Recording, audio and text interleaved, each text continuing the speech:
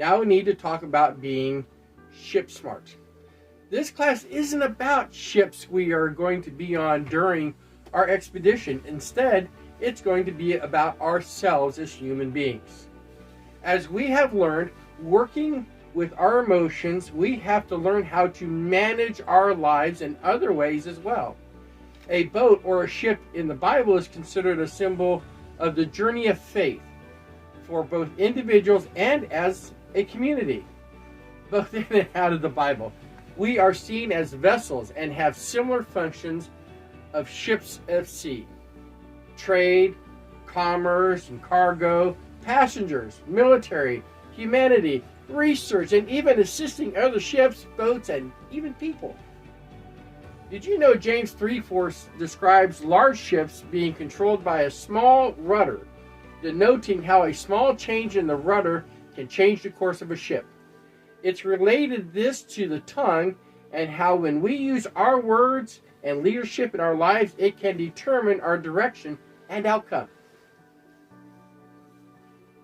In our lesson about ship safety, we will be using the armor of God, found in Ephesians 6:10 through 18, to help us protect and be ship smart in our lives and on our journey while facing the oceans of emotions.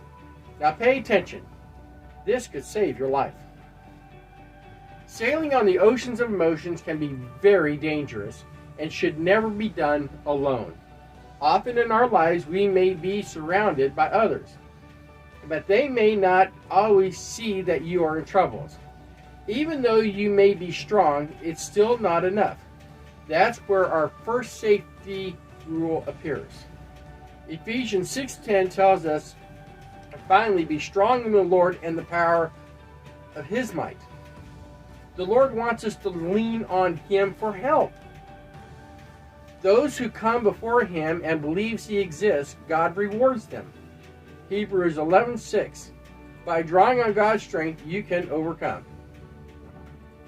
So no matter if you are at home, at work, or on board with us, you still need to protect yourself.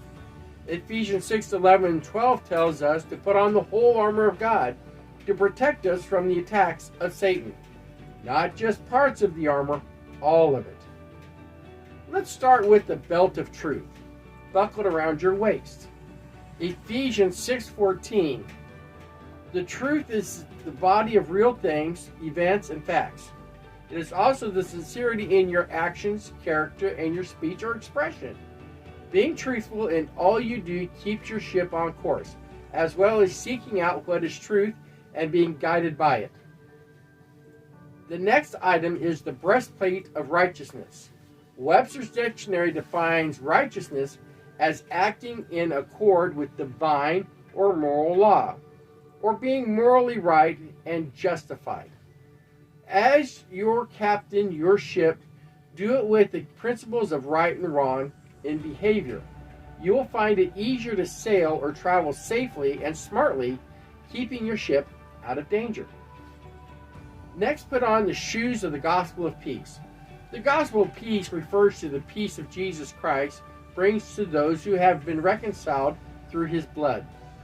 By letting the gospel of peace guide your life and protect it, it will remove hostility, foster forgiveness, bring restoration, and strong relationship with God.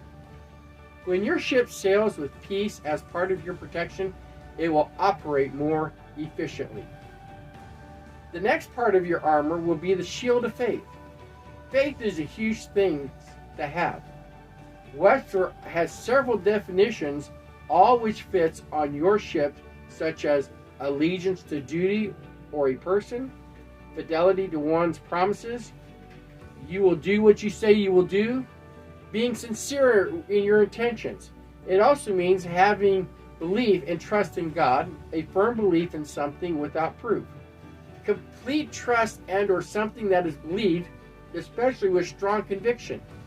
When you build your life and your ship with a shield-like faith, it is nearly impossible for any outside forces to stop you and your mission.